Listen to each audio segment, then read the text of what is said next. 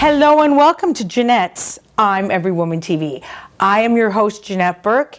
We are sitting with Iris Benrubi. She is a psychotherapist and dating and relationship expert with Forever Love Coaching. Welcome, Iris. Thank you for having me on the show, Janette. I love it.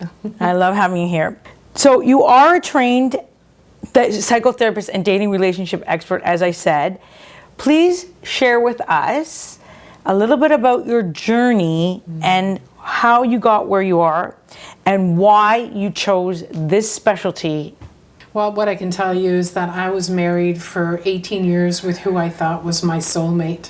And when that relationship ended in divorce, I spent 2 years trying to figure out, who am I if I'm not a wife? I'm only a part-time mother. And then I started dating, and I went from one relationship to the next bad relationship. And I kept repeating it over and over, and I wondered, what is it that I'm missing? And so what I was doing is I was attracting the same kind of partner. And I had to start to learn how to change my attractions so that I could pick the partner of my dream that I'm living with now. And I realized that that's what I want to do for women who are struggling to find love and want to figure out what is that pattern, what are those mistakes they're making, and help them shift that. But now you choose to work with women 45 to 60. Why is that? Because when we were in our 20s, we didn't have online dating. All of our dates were vetted by someone, usually a parent, a cousin, a friend, or even somebody at work who knew that they were single, who knew what their character was. Now, the best place to meet somebody is online, but how do you know if that person's worth trusting? How do you know what to look for? How do you know if they're single? So what I do is I teach a woman the markers of what to look for in a healthy relationship and what's going to make her happy. And so it's easier to navigate through the online dating. And if I can add one more thing. Sure. By the time we've reached our 40s, we've been hurt, we've been disappointed, we've been maybe betrayed, and we tend to close our heart up. We tend to not trust anymore, and then we need to know how to open up our heart while keeping ourselves safe, and that's what I teach women. Okay, so those, I think, are some of the barriers to the success of a relationship. And how do we overcome them? And I ask this because, again, you sort of hit the nail on the head a minute ago when you said, you know, we become closed, we become jaded, we've had too many bad experiences. And we need to open our heart again, but for some people, it's just, they can't, you know, they do not want to take that risk to get hurt again. So there's lots of barriers, I guess, to the love, right? How do you help women overcome these barriers to being in a successful relationship? So let me say, first of all, the reason they close their heart off is that they've been hurt so many times, and they're right to close their heart off because they want to protect themselves. They don't want to get hurt again. Nobody wants to get hurt. The problem is that they don't have the skills on how to change their pattern. So if they go out there and they date again, you've heard that saying, dating the same man over and over with different clothing. So we need to learn the skills on how to change the kind of men we're attracted to, and also the kind of men that are attracted to us. It's what I call a relationship blueprint. And I teach women how to change that, and also the markers on how to slowly not test but assess a man. Is he worth trusting? It's not about men are good or bad. So walk me through a little bit on that process. And you talk about these markers and you talk about the blueprint. Tell me a little bit about the actual process. I believe it's called the Cherished Woman Process that you have. It's a 3-step. What are some of the markers? What are some of the things you could impart from this process that you have that women could use just as a way to start it off, to get them interested in knowing a little bit more about what you do? Yeah, so some of the markers is you look at how does he treat wait staff. Now, first of all, what I talk about is for whether you're straight, bi, or gay, so they're the same things. How does the other person treat the people around them? What are their relationships like with their mother, with their sister? Have they cut people off for years? What have they learned from past relationships? Are they still blaming their exes? In that case, they haven't learned anything. thing, and you're probably going to be one in a series of women who's going to be blamed. You want a man who's learned from his past, who has grown and learned about himself and is clear about what he wants, so that when he picks you, he doesn't pick you for your potential, he picks you for who you are at the core. But what needs to start is you need to get to know who you are at the core, so that you're never suppressing your needs. You're never getting into a relationship with a man that doesn't meet what you need, with a man who's emotionally unavailable and not capable or willing to make you happy.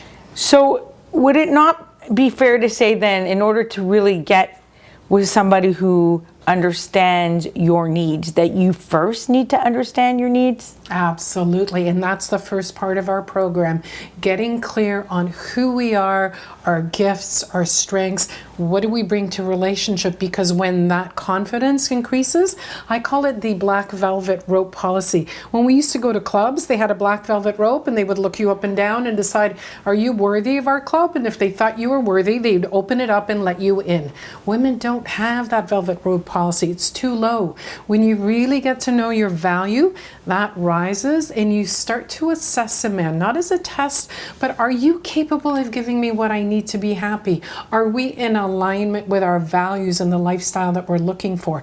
And that's what I teach a woman. That's the foundation that she can build a healthy relationship on. But in the age group that you cater to, 45 to 60, and I'm just going to play a little bit of devil's advocate here and look for your answer.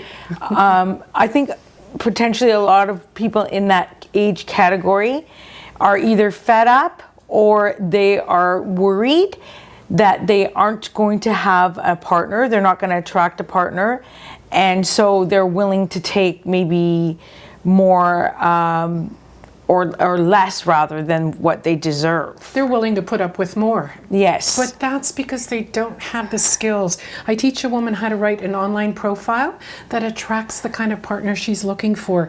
When she has these skills, I don't believe that dating is a numbers game. It's getting really clear on what you want, writing a profile that's going to attract the kind of men you're looking for, and you become the buyer. So you're sitting back and going, no, no, no. Oh, I might go out with this one. I don't want women going out on 3-4 dates with different men every week. It's a recipe for exhaustion. So when we get clear on what we're looking for and we can put it in a profile in a way that attracts the man in, then we're starting to attract men that are in the same place that we are, men that are capable of making us happy, men that are emotionally available. Now, but what would you say to a woman who says, you know, I'm 45 or I'm 50 or I'm 60, you know, I'm just done with dating. Like I don't see any quality men out there. I don't get treated properly. I have to compete with younger women. You know, when I go on a date, the guy doesn't treat me right. What do you have to say to them? I love to hear all of that, because those are about the limiting beliefs that have them see what they think is out there. If we think all men are cheaters or users, then that's what we've got our eyes trained to look for, but we don't see the good stuff. So we want to look at what are the limiting beliefs you're carrying in your mind, and those are beliefs that you created very early on in your life, and then you found all kinds of evidence as you grew older, evidence to support your beliefs that men aren't capable of making me happy, men can't be trusted, men cheat, whatever all our beliefs are. When we start, Or I'm too old to be loved? absolutely. Let me just say, the oldest woman I've worked with is 83. Wow. So I want women to give up that story. I'm too much of whatever. I'm too tall, I'm too short, I'm too heavy, I'm too old, my finances aren't right, or I'm not enough. I guarantee you every woman, and probably every man, carries some version of I'm too much. But when we get our value, I'm too much doesn't rise to the surface. When we get our value, we go out there with confidence because we know what we're looking for, and we know how to say no, and we know how to set boundaries with men. Okay, great. So the 3-step formula, talk to me a little bit about it. What's your approach, and how does this approach make you different from other dating relationship experts? So I'm going to start with that part first. Is I don't teach a woman how to manipulate or the 3 texts you can send a man that's going to have him drop what he's doing and ask you out on a date. This isn't a game. This is about getting authentic, about getting genuine, about really deepening our intimacy with ourselves, getting to know who we are, and picking a man that's in alignment with what we need. So it's a genuine relationship. It's about how to deepen intimacy with ourselves and with a man. So I don't teach... Or a partner if you're of the same sex. Exactly, a partner. So it's not about, there's no shortcuts. It takes time, it takes effort, it takes commitment to shift what you've always done to do something new. And I can tell you that through the women that I've worked with, but also with me, I learned those tools, those strategies. And the 3 parts are getting clear on who I am and what I have to offer. Because when my relationship ended, my marriage, I was devastated. I didn't know who I was anymore. I went at my label was I'm wife and mother, and all of a sudden I'm not that anymore. So I had to dig deep and learn, what are my values? What do I bring to relationship? And then I started to shift the kind of men I was attracted to. That's the number 2, and getting really clear on the kind of partner that will enhance your life. What are the characteristics, the personality traits? What's the lifestyle you want to live? And I've got the 5 levels of compatibility that I teach women so that she's picking a partner in alignment with that and learning to write a profile that will have a man read it and go, oh, I could see myself with her. And then the last piece is when she has that relationship of a lifetime, because I'm a marriage counselor, I teach her how to make it last a lifetime. Great. So can you give me a success story other than your own? Absolutely. Sure. I'll talk to you about Donna. Donna was in her 70s, and she decided that, you know, God couldn't have made just one man for me. So she went out there and started to date. And once we started to work, she realized that she wrote her online profile like her resume.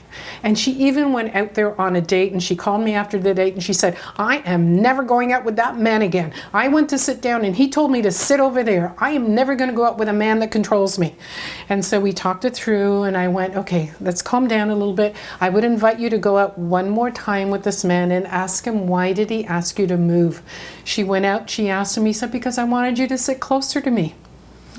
So she had a belief that men control.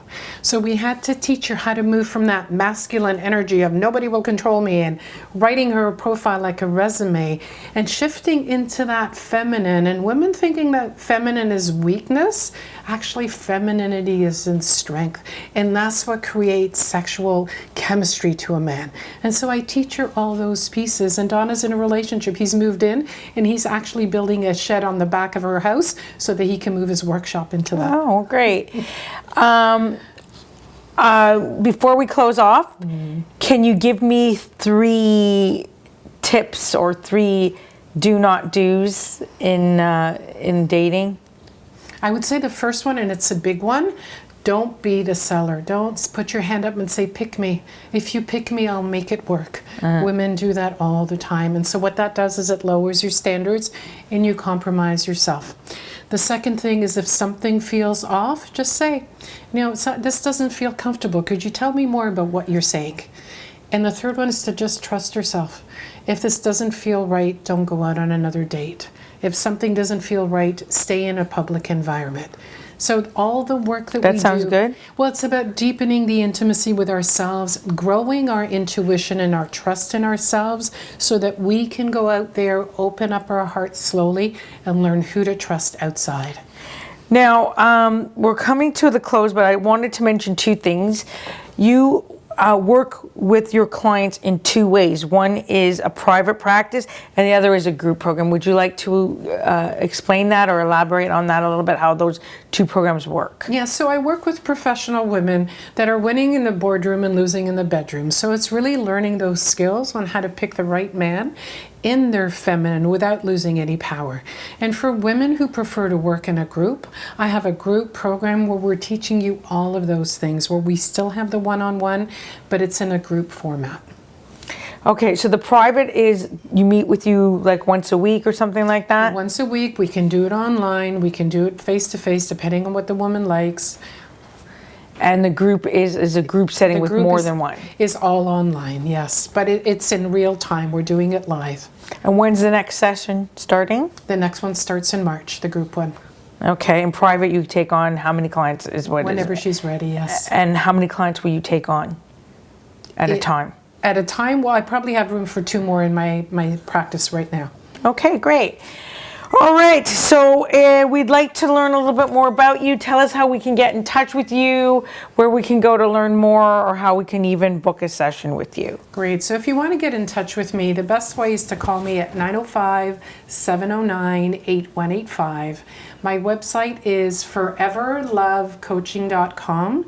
And if you want to set up a relationship breakthrough call, go to speakwithiris.com. What we do in that call, my zone of brilliance is in the first 30 minutes. I will pinpoint exactly what is sabotaging you and what needs to transform to get from where you are to where you want to be. And then we can discuss coaching after that. Okay, one more time, the website and the where to book the call. One more time. The website is foreverlovecoaching.com, and you can set up an appointment, a relationship breakthrough call at speakwithiris.com, and I look forward to seeing you there. Okay, thank you so much, Iris. It's very enlightening, this interview, and I think it's going to help a lot of women. And of course, that's true to my heart because I want to help as many women as possible live the best life they can, personally and professionally. Yes. All right, I want to thank you for being with us today. Please remember to like, comment, and share all our posts with your family, your friends, your gal pals, your coworkers, any woman who needs any inspiration or motivation or anything that, entertainment, whatever we cover to impact their lives. You will find us on Facebook, LinkedIn, Twitter, Pinterest, Google+, Vimeo, YouTube. You name it, we're there. Hashtag Janette's I'm Every Woman TV. And until next time, continue to be fabulous.